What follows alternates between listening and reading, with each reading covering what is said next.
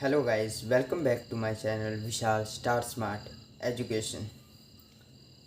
तो दोस्तों, आज से हम स्टार्ट करेंगे physics chapter wise series for all competitive exam. जैसे हमारे पास एच पी टेट हो गया, H P S S C के एग्ज़ाम हो गए, S S C C G L, S S C G D, उससे रिलेटेड जो भी हमारे पास एग्ज़ाम हैं उनके लिए हम आज physics chapter wise series start करने जा रहे हैं।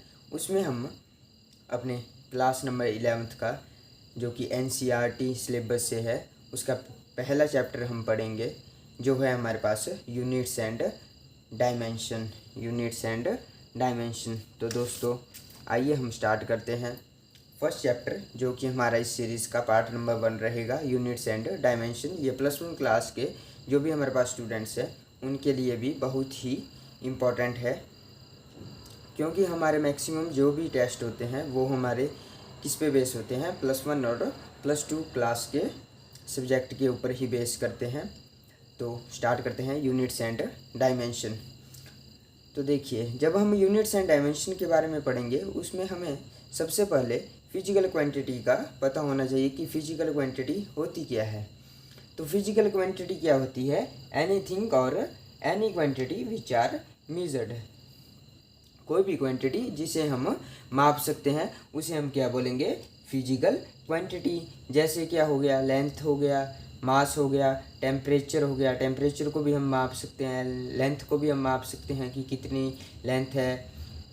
और हमारे पास मास हो गया, कितना किलोग्राम का कौन सा मास है, क्या चीज़ है हमारे पास, कितने केजी की है। जैसे हम हैं, हमारा कितना वेट है उसे हम किस में मापते हैं? मास किलोग्राम में मापते हैं। और फोर्स हो गया, वर्क डन, हम कितना काम कर रहे हैं उसे भी हम माप सकते हैं। तो आइए अब हम पढ़ते हैं यूनिट्स के बारे में। देखिए, जब हम जैसे हम बोलते हैं कि ये लेंथ 5 सेंटीमीटर की है, तो उसमें हम अगर हम 5 के साथ सेंटीमीटर या मीटर का यूज़ ना करें तो हमें क्या पता चलेगा कि कितनी है? 5 बोल दिया हमने तो हमें क्या पता 5 सेंटीमीटर है, मीटर है या फिर कुछ और है। तो इसके लिए हमारे पास यूनिट्स होती हैं। तो physical quantities are measured with respect to standard magnitude of the same physical quantity and the standards are called units. तो हमें यूनिट्स की ज़रूरत पड़ गई कि लेंथ को हमने नापना है, किस में नापना है, क्या यूनिट्स होनी चाहिए उसकी। जैसे हमारे पास सेकंड है, देखिए हम जो हमारा ये होता है टाइम होता है उसे हम किस में नापते हैं? सेकंड्स में नापते हैं। हमारी जो लेंथ है उसे हम किस में नापते हैं? मीटर में। हमारा जो वेट होता है उसे हम वेट या मास होता है उसे हम किस में? किलोग्राम में नापते हैं। तो अभी इसके बाद हमारे पास डिफरेंट फंडामेंटल क्वांटिटीज़ होती हैं। सबसे पहले हमें पता होना चाहिए कि फंडामेंटल क्वांटिटीज़ होती क्या है। देखिए, जैसे हमारे पास डिस्टेंस है, ओके, डिस्टेंस है, और हमारे पास स्पीड है। स्पीड का फॉर्मूला क्या होता है हमारे पास? Distance upon time. हम स्पीड, वेलोसिटी हो गया, डिस्प्लेसमेंट हो गया, एक्सेलरेशन हो गया, इसके बारे में आगे पढ़ेंगे। अभी हम बेसिक पढ़ लेते हैं कि इसमें फंडामेंटल क्वांटिटीज़ हैं क्या। जैसे हमारे पास डिस्टेंस है, तो डिस्टेंस किसी के ऊपर डिपेंड कर रही है क्या? डिस्टेंस किसी के ऊपर डिपेंड नहीं कर रहा है। डिस्टेंस किसी भी चीज़ के ऊपर डिपेंड नहीं कर रहा है, परंतु हमारे पास क्या है? स्पीड है। स्पीड क्या क्या फॉर्मूला होता है? Distance upon time. तो स्पीड का बेस क्या हुआ कि अगर हमें डिस्टेंस ही पता नहीं होगा तो हम स्पीड को कैसे माप सकते हैं? हमें कैसे पता लगेगा कि उसकी स्पीड कितनी होगी? तो स्पीड डिपेंड कर रहा है डिस्टेंस के ऊपर, परंतु जो डिस्टेंस है वो किसी भी चीज़ के ऊपर डिपेंड नहीं कर रहा है। तो फंडामेंटल क्वांटिटीज़ क्या हुई? Quantities which can not depends on other, जो कि किसी और के ऊपर डिपेंड नहीं होती हैं। ऐसे हमारे पास सेट हैं बहुत सारे क्वांटिटीज़ के। और हमारे पास क्या डेफिनेशन हुई एक और फंडामेंटल क्वांटिटीज़ की? A set of physical quantities which are completely independent of each other and all other physical quantities can be expressed in terms of physical quantities, इसका फंडामेंटल क्वांटिटीज़। इसका क्या मतलब हुआ? ऐसा सेट है हमारे पास फिजिकल क्वांटिटीज़ का जो कि कम्प्लीटली इंडिपेंडेंट होते हैं, वो किसी भी और चीज़ के ऊपर डिपेंडेंट नहीं होते हैं। और जो भी हमारी अदर फिजिकल क्वांटिटीज़ होती हैं तो वो कहाँ से ड्राइव्ड होती हैं? उन्हीं फंडामेंटल क्वांटिटीज़ से डिराइव होती हैं जो कि किसी भी अदर क्वांटिटीज़ के ऊपर डिपेंड नहीं करती हैं। जैसे हमारे पास अब डिफरेंट टाइप्स के यूनिट्स आए। जैसे हमारे पास फर्स्ट आ गया CGS सिस्टम आ गया, सिस्टम बना, उसमें हमने बताया कि हमें लेंथ किस में मापनी है, हमें जो हमारा मास है उसे किस में मापना है। तो जैसे आई हमारे पास CGS सिस्टम। CGS सिस्टम का क्या मतलब हुआ? C का सेंटीमीटर, G का ग्राम, S का सेकंड। ओके, तो CGS सिस्टम है, उसमें हम क्या करते हैं, लेंथ को किस में मापते हैं? सेंटीमीटर में मापते हैं, मास को ग्राम में मापेंगे और टाइम को सेकंड में मापेंगे। उसके बाद हमारे पास आया MKS सिस्टम। MKS में M का क्या मतलब हुआ? मीटर, K का किलोग्राम, S का सेकंड। तो हमारे पास आया फिर MKS सिस्टम, उसमें लेंथ को हम मीटर में मापेंगे, मास को हम किलोग्राम में और टाइम को सेकंड में मापेंगे। नेक्स्ट हमारे पास आया FPS सिस्टम। वो क्या है? F का अर्थ हुआ फुट, P का पॉन्ड और S का सेकंड सिस्टम। तो इसमें हम क्या करते हैं, लेंथ को फुट में मापते हैं, मास को पॉन्ड में, टाइम को सेकंड में मापते हैं। तो इस तरह डिफरेंट जो हमारे पास कंट्रीज़ हैं वो डिफरेंट सिस्टम फॉलो करने लगी। अब हमारे पास इंटरनेशनली एक सिस्टम होना चाहिए था जिससे हम औरों को बता सकें। ठीक है, अगर एक सिस्टम नहीं होगा, हम बोलेंगे, अगर दूसरी कंट्री हमें मीटर में बोलेगी और हम किलोग्राम में उसे माप रहे हैं या किलोमीटर में हम उसको माप रहे हैं, तो वो क्या हो जाएगा? वो डिफरेंट हो जाएगा, उसे हम समझ नहीं पाएंगे। तो उसके लिए हमारे पास कौन सा सिस्टम आया? उसके लिए हमारे पास आया SI सिस्टम। कौन सा?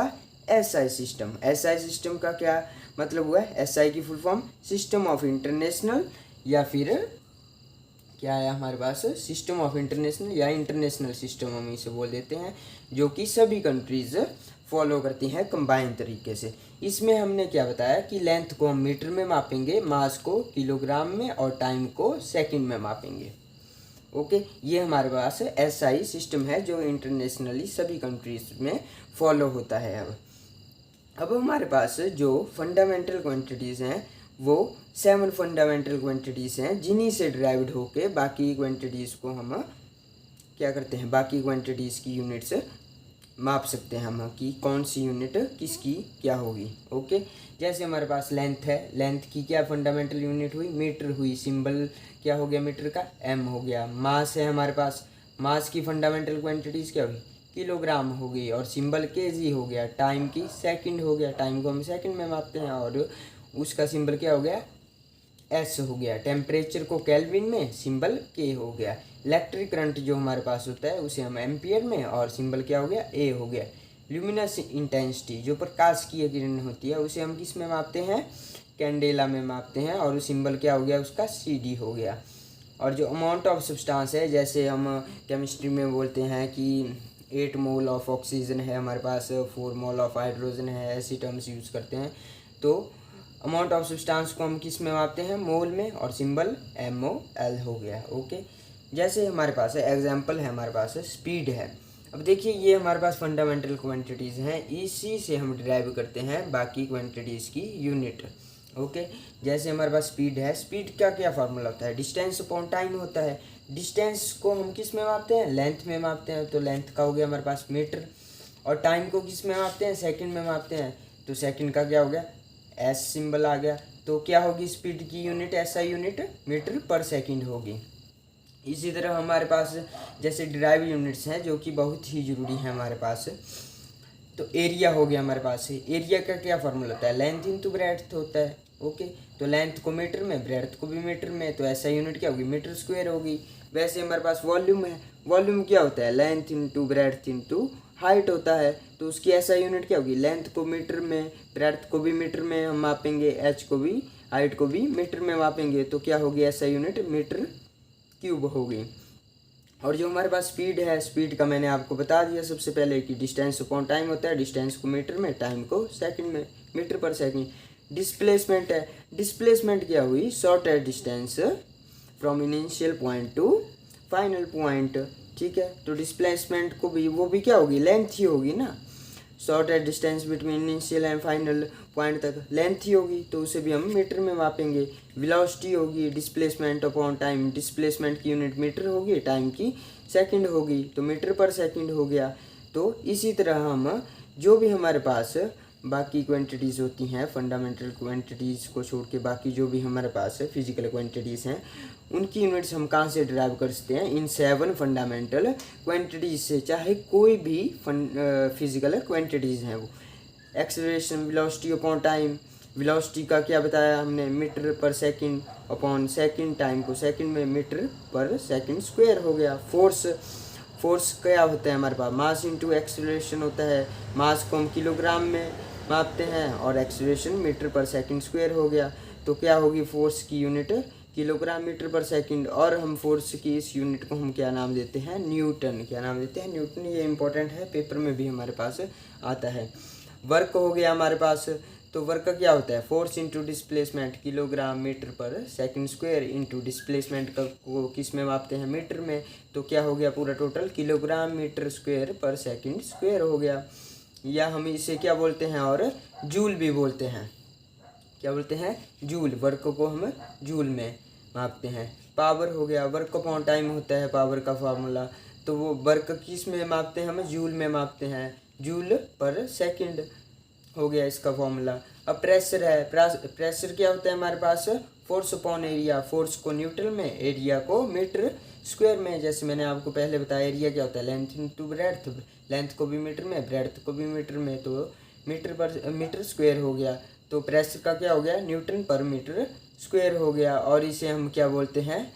सिंगल नाम क्या दिया है हमने इसका? पास्कल दिया है। तो आज हमने बेसिक जो हमारे पास नॉलेज होनी चाहिए फिजिक्स के बारे में, वो हमने पूरा पढ़ लिया। यही हमारा पहला चैप्टर है प्लस